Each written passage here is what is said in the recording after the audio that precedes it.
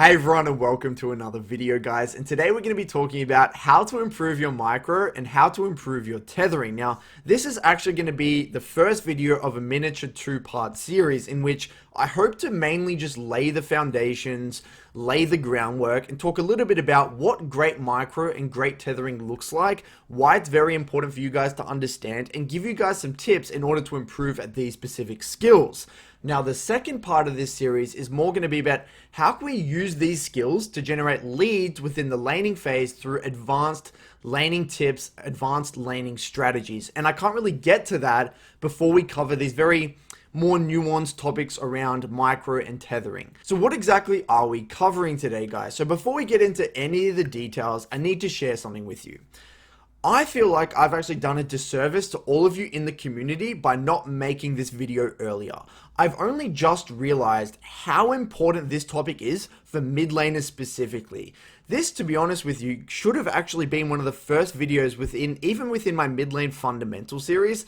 And this is such a crucial, important topic for any mid laner to understand before they even get into any of the macro-oriented concepts, or they should be learning it alongside all of the macro-oriented concepts, because I actually just took it for granted. This was just something that I learned ages ago that I completely forgot about. So I'm very sorry that I haven't made this video earlier. To be honest with you, I'm still learning how to be an effective coach for mid lane within the community, so I'm very sorry about that. So today, guys, we're going to be talking about what exactly is tethering, why is it actually very important, examples, and show you guys examples of tethering and great micro, how to improve your tethering and micro, and then we're going to round off the video with just some little extra things that you need to know about these concepts. So what exactly is tethering? Now, tethering is the ability to go in and out of the enemy's attack range, both auto attacks and abilities, in order to create micro advantages.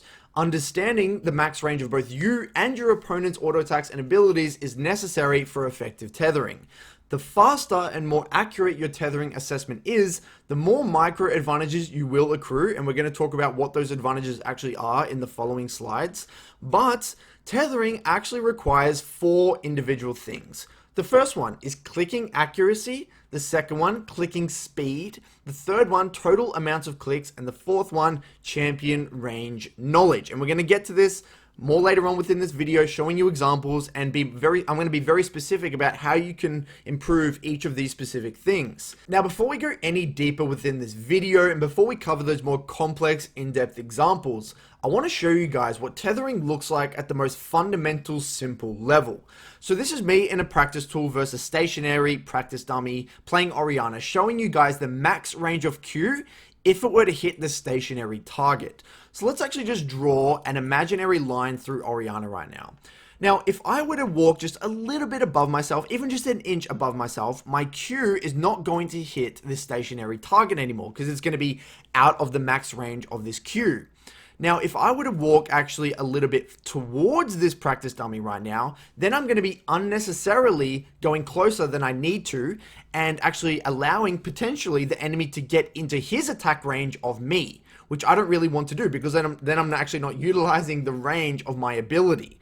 So the best or the most effective tethering, and what tethering is at the most fundamental level, is understanding this imaginary line, knowing where this imaginary line is for you, given your attack range, given their attack range, so I can actually go in and out. I can actually walk this very thin line, very, very close to either side, so I'm constantly going in and out of the enemy's attack range and going in and out of my attack range, so I can effectively keep the enemy tethered from me.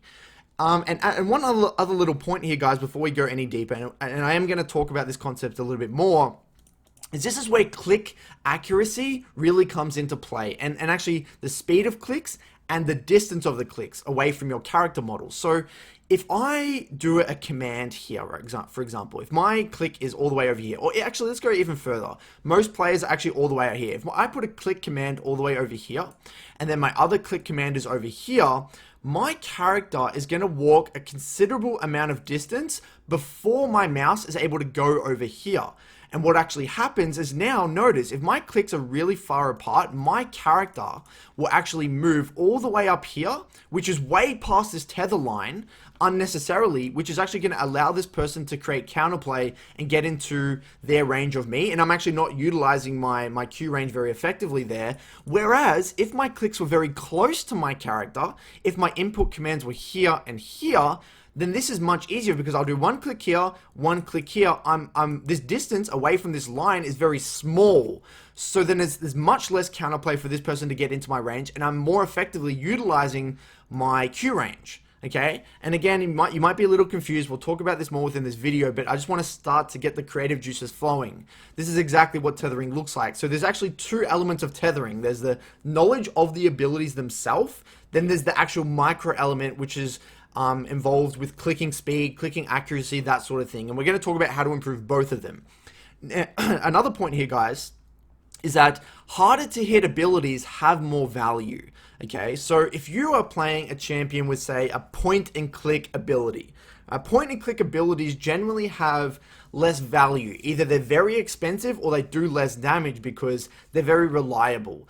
But if you're playing a champion with a skill shot, for example, you're playing a champion like Xerath, because the ability is actually a skill shot within itself, which is inherently unreliable, if you're very good at hitting those abilities, they will do more damage and be more valuable. So that's just something to keep in mind, and especially when you're playing these long-range champions that rely on skill shots. If you're very good at understanding these tethering ranges, you're very good at understanding these input commands and things like that, your chances of hitting skill shots are going to be much higher, which means you get a lot of value within your laning phase. And again, we'll talk about this more within the second video.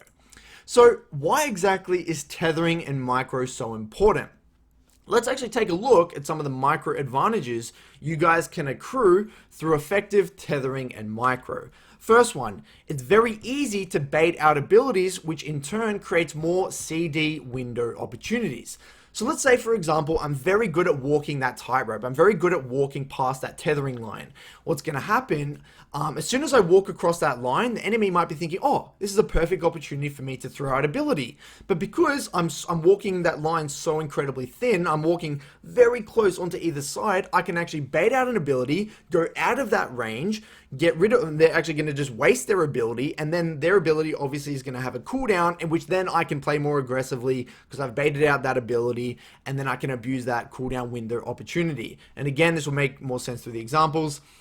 Tethering and micro is very important for draining the opponent's mana pool. This is actually why you see Akali versus Syndra, the best Akalis, they are so, in my opinion, this matchup is actually kind of favored for Akali if the Akali's micro is very good, because Syndra's mana cost is so high in the early game. If the Akali's able to dodge all of Syndra's orbs and abilities, the Syndra's just going to go you're going to create a resource advantage. Then Akali, because she has no mana, is going to be able to take full control over that laning phase. Number 3, force the enemy to go into your attack range. Very important as assassins, as I kind of hinted to in that last example. Land more skill shots and auto attacks, and actually get into auto attack range much more effectively, and actually dodge more skill shots. Again, because your clicking accuracy is going to be much better. It's going to be much easier for you to dodge skill shots. Again, we'll talk about this through examples. You're going to be able to minimize hard matchups, especially poke-oriented ones, much more effectively. Force the enemy to panic and miss CS. Force the enemy to overthink and forget about wave state. Again, we're going to show examples of all of these. And a very important thing to understand, guys. Certain champions literally go from being average to broken with this specific skill. And this is actually one of the main reasons why champions like Akali, Zoe, Lucian, Azir, and Syndra are commonly seen in higher levels of play and not as effective in lower elos. It's not because the champion isn't good in low elos, because the micro required to utilize these champions is so much higher than champions like Annie, Galio, Malzahar, and things like that. So you may see a streamer, you may see a high elo game like, whoa, they make that champion look so good, and then you play it like, oh, this is kind of underwhelming, because you're not tethering, you get poked a lot, you're not landing any abilities, you're not utilizing your range advantage, that sort of thing. So keep in mind, guys, that there is levels to this, right? There's nearly an infinite skill cap on how good you can get with tethering and micro. And actually, something for you guys to think about, the overall standard across all ranks, across seasons, has improved significantly. And this is actually one of the biggest reasons why older players who maybe got Challenger in the past can't really reach Challenger anymore. Now in Korean Challenger, guys, there's basically a barrier to entry. Every player must have a certain amount of competence of micro and tethering. And Dopa, in my opinion, is basically at the bottom end of this scale. His micro really isn't that good, but he largely compensates for it through other elements of his laning phase and of his gameplay. Not to say his micro is terrible, but comparatively to other people in the Korean Challenger solo queue ladder, it's really not that good. Now, there's actually massive differences even amongst pros. Top Esports Knight, most notably, has some of the best micro in the world out of all of the mid laners, and is actually one of the biggest reasons why his laning is so extremely dominant. Now, you watch any Knight POV VOD and compare it to Caps, you'll see almost instantly that there is a massive amount of difference in terms of micro ability. And remember, guys, micro isn't everything within the laning phase, but it does unlock the potential for so many other possibilities for trading patterns and overall laning, and which we will cover within the next part of this series. Now for example time, guys. So in the next few clips, I want you to specifically focus on a few things. Now, keep in mind, I will be showing you clips from both pros and myself to show you the differences between the level of play micro-wise and tethering-wise, and it should be very obvious to you after you watch these clips. The few things I want you to look out for is, number one, the clicking speed of the players. Number two, the distance of the clicks from their character models. Remember, going back to that example before, the importance of clicking very close to your character. You'll see with Knight specifically how great his clicks are.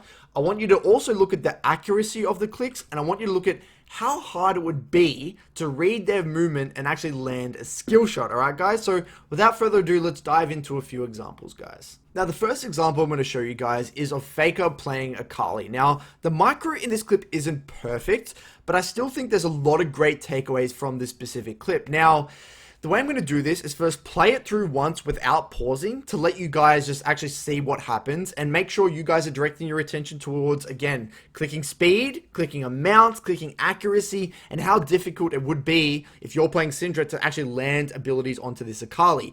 Then we're going to rewind it and go into the specific moments of this clip where I think are very, very well played, or maybe, you know, key takeaways for you guys watching this for yourself.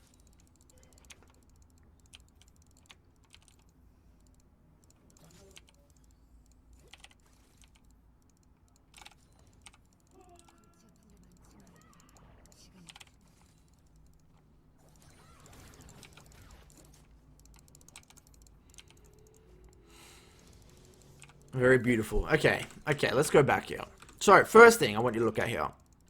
This wasn't perfect, but one thing I'm going to show you to look out for. He's going to, in a moment, go up to auto attack this creep that's getting targeted by all these creeps. So he's looking to actually last hit this creep. Notice how he doesn't just do long, extended movements. There's a lot of clicks, and he's trying to make his movement very random. But then what happens, Syndra kind of backs away, so his clicks will slow down a little bit because he doesn't feel the need to do a lot of rapid movements. But what you'll see is every single time he walks up to CS, his movements are very, very rapid, and he's not making it very obvious to the Syndra which side or where he's going to be when he actually last hits the minion. He's making it very difficult for Syndra to make a choice. Then what happens, then I want you to look at after this, is once he gets the fleet footwork movement speed, after he last hits this cannon, he purposefully goes up into Q range of the Syndra, making sure he's actually utilizing the movement speed from fleet footwork to bait out abilities and tether, because he knows he can confidently dodge it because of, you know, obviously his click accuracy, micro ability, and obviously getting the movement speed from fleet footwork. Okay, these are two things I want you to look at within this little section.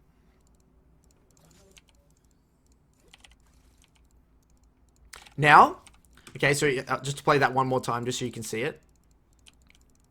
So the Syndra backs off for some reason, goes out of Q range, so he doesn't feel the need to micro. He gets that fleet forward movement speed, goes into range there to try and bait abilities, then backs up. Okay, now same thing. He's microing. Now look what's going to happen here. He's going to walk up soon to actually last hit this creep, and notice his micro. Notice, you'll see in a second, his micro is very, very rapid.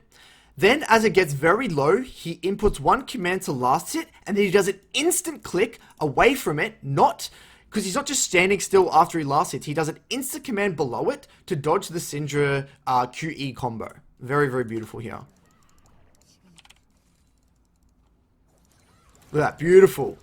Now look at this. You see him here? He will effectively tether Syndra's auto attack range, and he only takes one extra auto here. And this is the other thing when I said in terms of making the enemy waste time from thinning the wave. One thing that you'll be able to do when you get very good at this skill, this actually happens to me versus very good players, is that if this person, say a Faker here, is very good at actually tethering Syndra's auto attack range, then Syndra is always going to be walking up trying to auto attack, in which the Syndra's going to be inputting commands, but it does nothing because you're just walking back simultaneously as Syndra's trying to get that auto attack command. Then what happens is this whole time that Syndra's wasting failing auto attacks, she's not thinning the wave, in which you're able to like sometimes build a wave or actually effectively crash a minion wave into the tower without Syndra being able to thin it out with her auto attacks. Look at those nice little micros where he goes back and forth, make it very difficult for Syndra to get those auto attacks in. Look at that. Gets one auto attack. Look, notice how he's wasting so much of Syndra's time. Look at this. Bang, walks back, walks back, walks back. Constant walking that tethering, walking that line.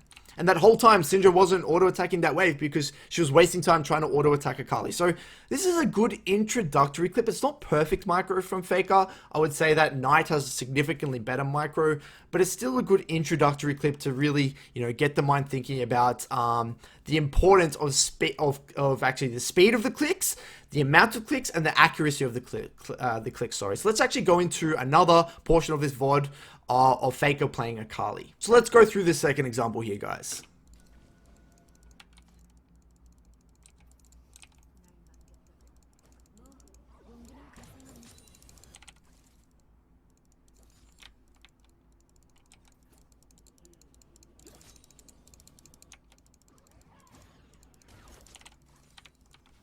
Okay, fast forwarding a little bit here.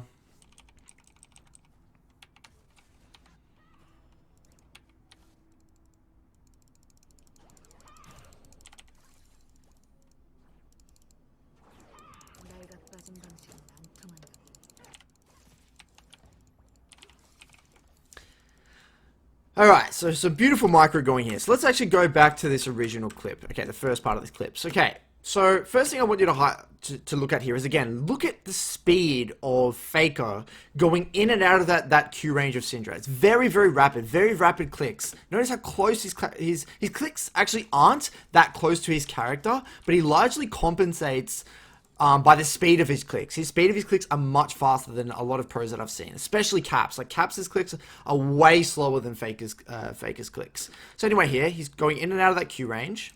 Notice again how he's trying not to make his movements obvious about where he's actually going to, or when and where he's going to auto attack this minion from. Beautiful baiting out of abilities there. Now, this is the strength of baiting out abilities. You bait out the Q, then he can walk forward and safely utilize this fleet footwork movement speed to get a Q onto the range creeps and get the wave in. He's wasting resources of Syndra. Again, constantly going in and out of that range, trying to bait out abilities. And to be honest with you, that looked like that shouldn't have hit. But anyway, he gets hit by that one. And notice how he's again, Syndra's no way going to go for a W onto this Akali right now, because look how fast he's moving. Anyway, fast forward to the next session, and this is where the really juicy part is. Okay. So he goes in. Now look at that. Look at those clicks there. Look how close they are to his character. Look at the distance between him and these clicks are to his character. So close, and that's why he was able to dodge that Q. If his clicks were very elongated, very long and very slow, there's no way he's going to have time to input a command over here, because again, he's going to be walking all the way here, then he's going to be walking here, in which he would still be in that Q range, the Q radius. He baits out that ability, again tethering that W perfectly, trying to bait out more abilities, goes in range, again beautiful. Look at that.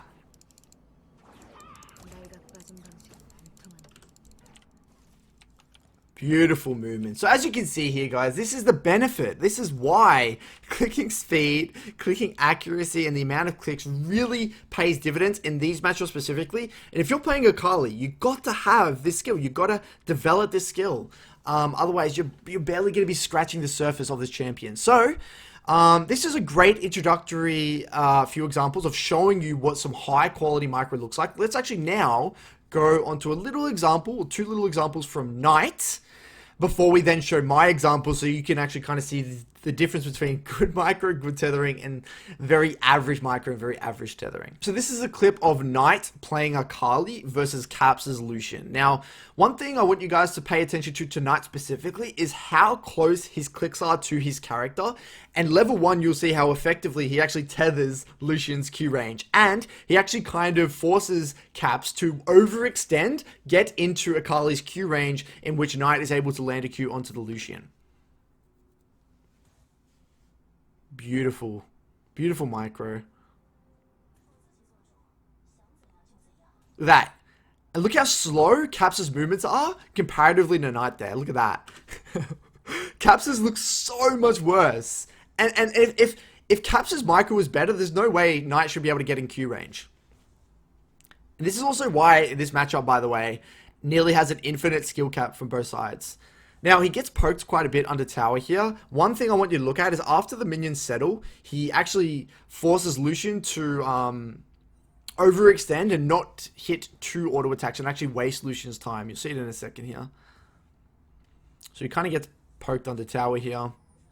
And notice how he only ever takes 1 auto. Like, he's never unnecessarily taking 2 auto attacks. Now, this is it. Ready? Look at this. After this minion. Oh, man, I love that. So it's only little here, but again, he's forcing Lucian to overextend and not get that auto attack off, which is wasting his time. He really understands that auto attack range. Oh, man, that's beautiful. Really, really good stuff there. So this is just the first little clip. Now let's actually skip forward into this VOD to 12 minutes, and there's another nice little clip here of some solid micro.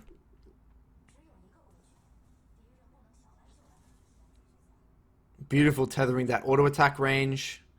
Such close clicks to his character. Oh man, that's beautiful. Look at that, man. He's only ever taking 1 bit of damage there. Always avoiding that auto attack range. Perfectly tethering that Lucian's auto attack range.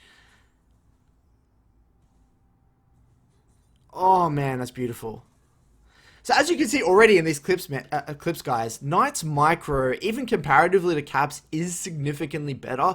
And it will make a lot more sense when you actually look at Caps' point of view. You will see straight away the difference in the quality of the clicks. And not to say it's everything, but it is, at the highest level, quite important. This is one of the biggest reasons Knight is such a dominant mid laner, guys. So now what we're going to do, let's go into a few clips of me playing, and you'll see the difference in the quality of my clicks. So this is me playing Syndra into Annie. Now this is actually the Annie 1 trick that I made the video with, Hoity Toity. He actually has pretty solid micro. So there's a few things I want you to pay attention to here. I don't really want you to pay attention to like the lane trading and things like that. I just want you guys to pay attention specifically to the tethering, to the micro of both players, specifically the Annie. I think the Annie does a very good job of microing and actually making me miss abilities. And we're just going to watch the first 3 levels here. And notice how much further my clicks are comparatively, and they're nowhere near as fast as Faker. So I hit that Q.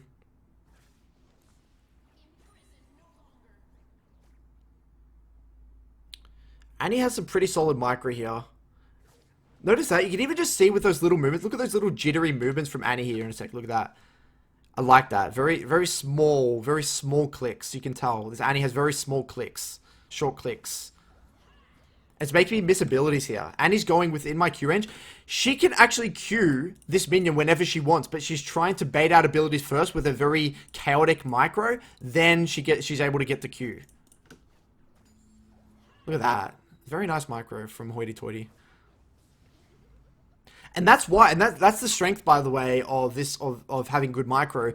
You bait out these abilities, which creates that window of opportunity for either her to trade onto me or relieve pressure, waste my resources so she can safely minimize this early portion of the lane.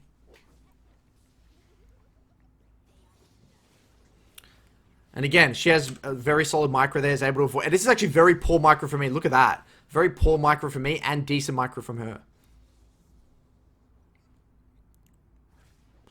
And just notice, look how far my clicks are from my character. Look, just pausing here. Input, input. That distance. That is incredibly inefficient. Yes, my click speed is okay. My click speed is okay, but the distance and the accuracy of my clicks are not okay. This is actually one area that I need to improve on, and I'll go on later why my micro actually devolved, and what I am doing currently to work on my micro. But as you can see here, this is night and day, or night and day to night and Faker.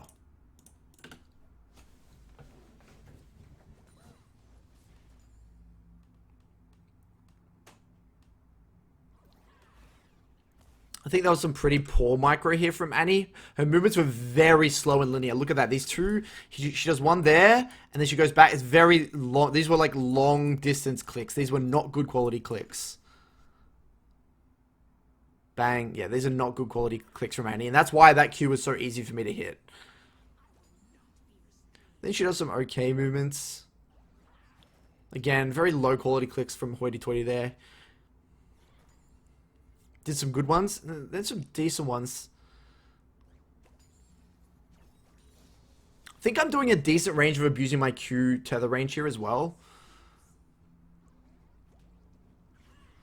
Anyway, so that's the first 3 levels. Now let's actually skip forward to 5 minutes 50, where we're gonna go over the level 6. And this was some pretty decent tethering here. So now I know she's gonna hit 6, so I really need to be careful.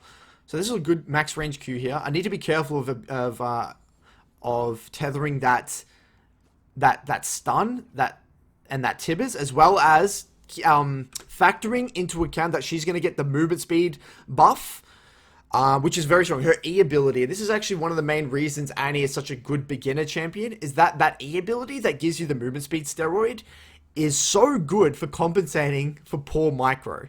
Because you just close the gap so much easier. So I'm able to tether that quite effectively, and you'll see in a second here. I go for a very bad QE. But that's not the point. Tethering pretty effectively here. She's getting quite frustrated because I'm tethering quite effectively. And then she wastes her ult.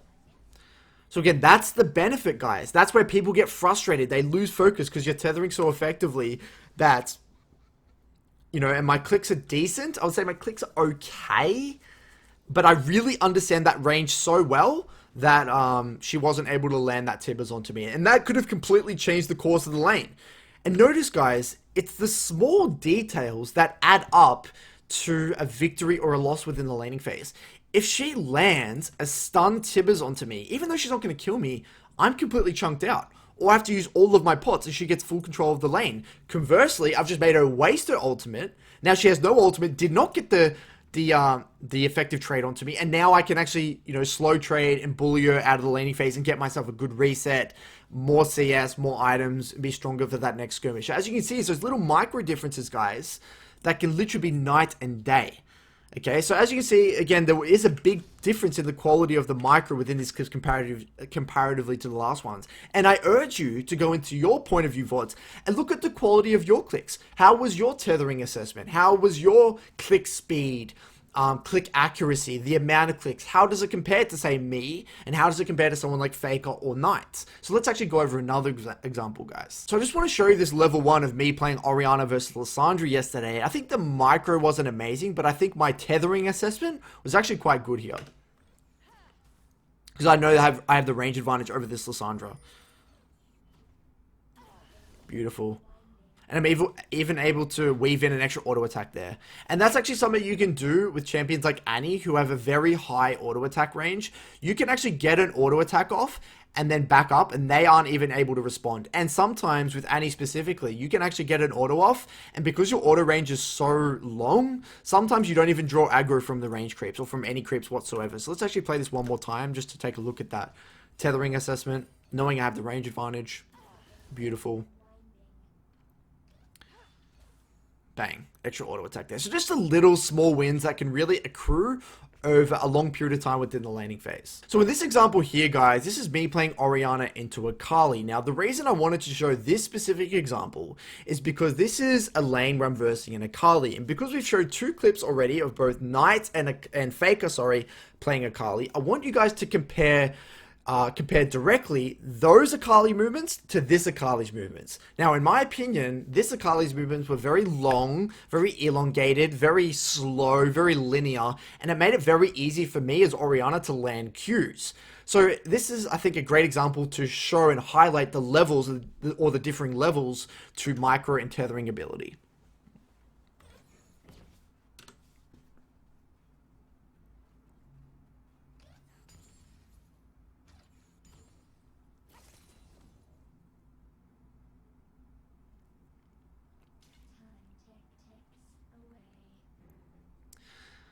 Not too bad. Micro's not too bad here. She's trying to really bait out a Q. But again, the movements are very linear. They are very long comparatively to the other Akalis we've seen so far. So you'll see in a second, it gets very obvious. It's very easy for me to land those Qs. Look at that. The movements are so slow. They're very obvious. Very easy for me to get Q and auto attacks in. See, I would say very average micro here, as you can see. And it really makes it even more obvious in a second when I get level 2, level 3. Again, so obvious. There's no baiting out of my Q. Very long movements. I can get autos in very easily. I can abuse my range advantage. And notice, if I had just maybe, if Akali hadn't allowed me to land these 2 or 3 Qs, hadn't allowed me to weave in these 2 or 3 autos, she would be 3/4 HP, and this laning phase is completely different. Now, I'm full HP, haven't really been forced to use any pots. I'm able to chill, abuse my range advantage, I haven't had any of my mana wasted, essentially. This laning phase, level 1 and 2, has been very cruisy, and this is actually not allowing Akali to utilize the fleet footwork and the Doran shield. Okay, because there's too much poke going on. She's not actually able to utilize that fleet sustain. And now she's scared because she's so low, right? Because she's just taken way too much damage. Again, you'll see very linear movements, no baiting out of Qs at the moment. Forced to use E from max range here as well.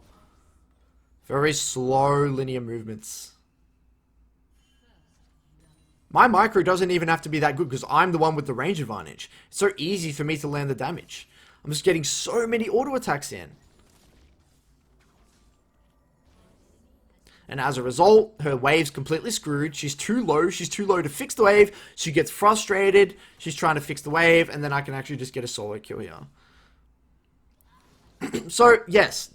I could say maybe she wasn't trying or whatever. I don't really care if she's trying. I don't really care about the trade specifically. I just really wanted to highlight how easy it is for an Orianna or a champion with skill shots to land skill shots on a champion with or a player with very poor micro. Comparatively to that Syndra versus Faker, I'm not going to be able to land many abilities onto Faker playing Akali because he's baiting out abilities, utilizing that fleet footwork movement speed, going in and out of my range, make it very hard to land those abilities. So hopefully, guys, these examples are really going to, again, get those creative juices flowing. I want you guys to go into your own point of view VODs, compare what your micro looks like, and now in a second, we're going to go into specifically how you can improve at your tethering and your micro specifically. Now, I just want to reiterate one last thing that I touched on briefly in those examples, and that's really understanding your auto attack range. So this is me in practice tool here, guys, and this is me versus a stationary target.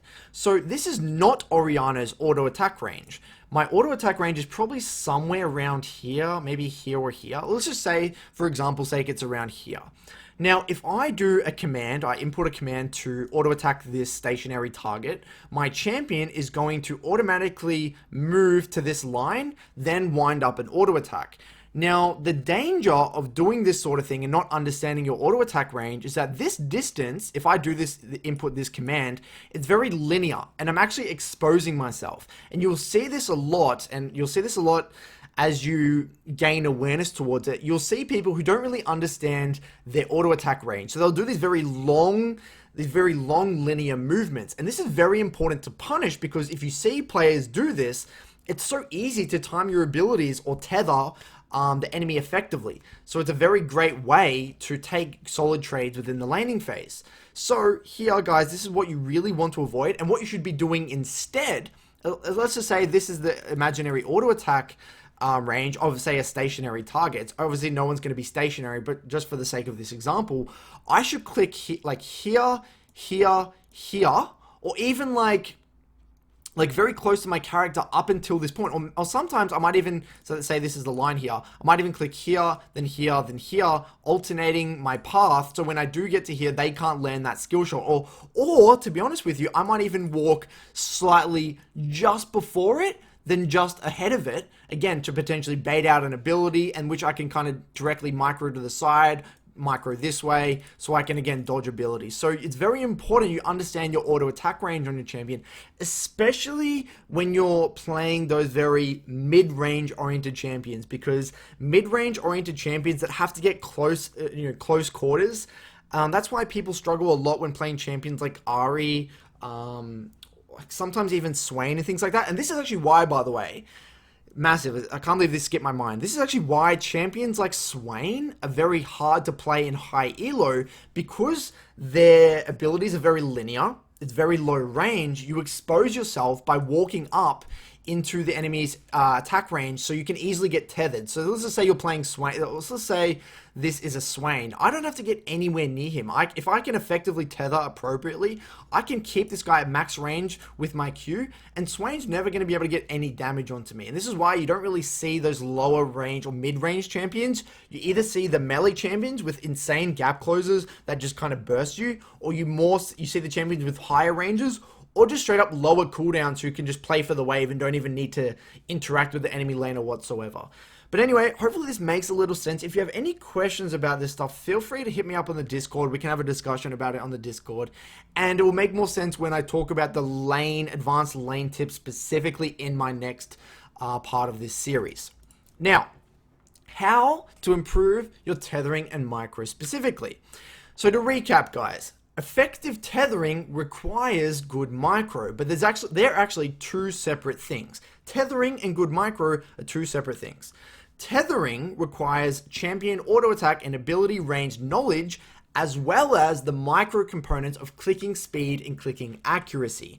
So let's actually break this down into two separate skill sets. The first one being the micro element. This is the actual clicking speed and clicking accuracy. So there's actually a few things that I recommend you to do to improve this specifically. The first one is the Mundo dodgeball game. So we actually did this a lot within Direwolves and our pro team. The players liked it, had a lot of fun. What you guys can do, just get a friend. All you do is you buy tier 1 boots, you buy a pink ward, a vision trinket, you go into the Baron pit at level 1, you line up your wards like this, so you actually create like a net essentially, and then you just Mundo cleaver each other to death. And you're not allowed outside the pit here, you're not allowed past this line, and it's only it's the first one who dies, and you actually lose HP for missing. You gain a little bit of HP for hitting it, and it's just a really fun game. This requires fast, accurate clicking. You need to alternate your dodging patterns. If you click and do very long, elongated clicks, you're just going to get absolutely destroyed. So it's a very quick way of realizing how easily you can get punished. So have a go at it. The Mundo dodgeball game, sometimes you can get a bunch of mates and do a little competition. It can be a really fun thing to do with your friends. The next one is watch VODs of mechanical players only, okay? Specifically, Rookie and Knight. I would say Showmaker's another good one, but specifically Rookie and Knight, if you can get your hands on some point of view VODs of Rookie and Knight, they are very psychotic, crazy mechanical players that can really give you a lot of insight into the way they're clicking, the way they time their abilities, how great their clicking is, and really compare that with your own VODs. Don't watch players as much like Dopa. Their micro is average. Like, if you want to learn more about the macro element of the game, yes, and the wave states and things like that, then yes, Dopa's great. But for this skill specifically, stick to Rookie and Knight. Now, the next one, very important. There's two websites that I recommend that have like little flash games that can really improve both clicking speed and clicking accuracy. So for clicking speed, go to loldodgegame.com. They have a mini game called the Dodge Game. Put it on hard mode and do it within, as a warm-up. You can do it in queue. and see how high of a score you can actually get. That's a very good one. Again, try and maybe aim for a score and compare that with your friends and set like maybe have like a shared Google Doc and say that's the score I got, and try and make it a little competition. That would make it a little bit more fun. The second website is aimbooster.com. This one was traditionally for Counter-Strike, but it's also very good for just raw clicking accuracy. Not so much speed, just raw clicking accuracy. Again, head over to aimbooster.com. They have, again, it's a nice little mini game that you can do in queue or just as a warm-up. Now, actually, before we go into this donuts one, I'll go over this last point first. This is sole focus on your Smurf account. Now, you're not going to be able to improve your map awareness, jungle tracking, side lane awareness, warding, wave management, things like that when you are focusing on your micro, okay? So what you're going to do is you're going to need a second account, or at least an account that you don't really care about, and only focus your attention on the quality of your clicks, your tethering, your skill shot accuracy, everything to do with your clicks. Because the reason being is you'll find when you direct your attention towards this, you're going to die to a lot of ganks. You're probably going to, yes, you might take good trades, but because your focus is all on the 1v1, your map awareness is going to go out the window, your warding is going to go out the window, your just overall, the way you're playing the lane is going to be very strange. But what it will, the skill that you will develop is that your trades will get very good. You're going to start to dominate laning phase. And this is going to build the foundations for you to become a great player over the long run. So now what I'm going to do is show you this little thing that I actually found out about this in season 4, season 5. And I used to talk about this I used to do this when I was a pro player. And I had this conversation with an ex-pro player. He's actually still a pro player. And he said that you could tell how good a mid laner was at level 1 by how good they could do donuts in the laning phase. So what I'm going to do now is actually show you a clip of what this looks like and something you can do when you're loading into the game, when you're actually in the game, to really refine your micro and warm up your hands and that sort of thing. So essentially all it is, guys, is you want to be clicking as close to your character as possible, as fast as possible. And if you do a series of clicks around your character extremely fast and extremely close to your character, what your character will do like this donut. So it looks like it's doing like a 360 pivot. And the faster your clicks are and the more accurate they are, it will be a much smoother donut. So what used to happen back in the day is that if you went up into the middle of the lane level 1 and you did these really good donuts, it would actually psych out your opponent because you were showing how good you were micro-wise. And I used to be able to do this very effectively. Now I can only do it like this. Like, it's okay, but it's nowhere near as good as it used to be. So ideally you're not moving anywhere, you're only doing it on the spot. Again, if I'm moving, that shows that my click accuracy really isn't that good. And what you'll realize is that some people that will either be really slow or they'll screw it up. They won't be able to do a full circle, that sort of thing. So this is, again, something you can do, whether it's in practice tool, as a warm-up, you can do pre-game, that sort of thing. It's a good little habit to really refine and practice that click accuracy and click speed. So now you may ask, how do you improve the knowledge element of the game? How do you improve your knowledge on understanding the range differences and the tethering ranges and the ability ranges of these specific champions? So, usually the way most people learn this skill is just by playing a ridiculous amount of games. But one way to significantly speed up this process is do 1v1s with your friend. And the great thing about this is that there's no jungle interference. You don't need to care about warding. And ideally, you can actually pick the matchups and you can play these very micro-intensive, skill shot-oriented champions. And also fleet forward champions are also very great. So these are all very solid ones to do with your friend. Find a mid laner, very similar elo to you, and really get into the, maybe schedule half an hour a day, do these matchups. Orianna versus Syndra, Akali versus Orianna, Zoe versus Orianna. These very skill shot oriented, tethering oriented matchups. And you'll notice over time that your assessment of the skill shots will get much better. Your understanding of the range differences are much better. You'll understand how to bait out abilities, cooldown differences, but specifically just range differences. You can do this for a wide range of matchups. It's a very, very effective, efficient way of improving the knowledge element of the game in combination with the micro element. This will seriously allow you to level up much faster than you were if you were just to say just spam solo queue games, although that is the other way of improving that element of the game. So now just to round out the video, guys, just a bit of extra knowledge about these concepts. Some people I've seen gravitate towards champions that inherently require less micro. Champions like Galio, Malzahar, Annie, things like that. Now, these are fine champions to have in your pool, or if you're like maybe an introductory champion to get the mid lane fundamentals down pat. But be very careful of this, because what happens is people get very familiar with them. They get very comfortable, and then they're not able to get out of their comfort zone and pick more mechanically oriented champions. So make sure that, yes, you can have them in your pool, but really try to avoid relying on them and try to avoid creating that very bad habit. Now, remember, this is an entirely separate skill, just like last hitting or kiting camps, etc., and it will take time. And keep in mind that micro skill actually disappears quite quickly, just like going to the gym. So you have to put in the work constantly to stay on top of it. I used to have very good micro when I was like 18, 19, even 20, but then it just disappeared because I wasn't staying on top of it. I actually quit the game for like 6 months, and then I was a coach, so I didn't play much solo queue. It actually disappeared. Now I have to try and rebuild that micro ability. Just because you had it once doesn't mean you're going to be able to keep it all the time. And actually, guys, be very careful of wrist problems. Now, one of the main reasons I actually stopped doing these things is because I was doing it so much and focusing on my micro so much that actually hurt my wrist a lot. And I had that, I don't know what the problem is, like RSI or whatever it is, and I had to do stretches every single day. So if you are playing a lot of League and you are trying to improve your micro, make sure to do a series of stretches. If you go on YouTube, type in like gamer wrist stretches or RSI wrist stretches, there'll be plenty on the internet. Do them, because trust me, if you don't do them, you're going to get some serious damage in your wrists. And to be honest with you, I've actually never fully recovered. It took me a long time to even get back to the point where I could play at a decent level.